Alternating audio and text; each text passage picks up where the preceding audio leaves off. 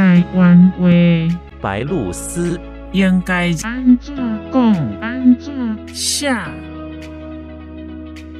白灵犀，内容是从教育部台湾闽南语常用词词典引用，释义白鹭鸶，禽鸟类，在夏季时头顶会长纯白色长毛，常栖息在沼泽、田地，以水中的鱼类、水生动物和昆虫为食物，啄食田中害虫，是一种益鸟。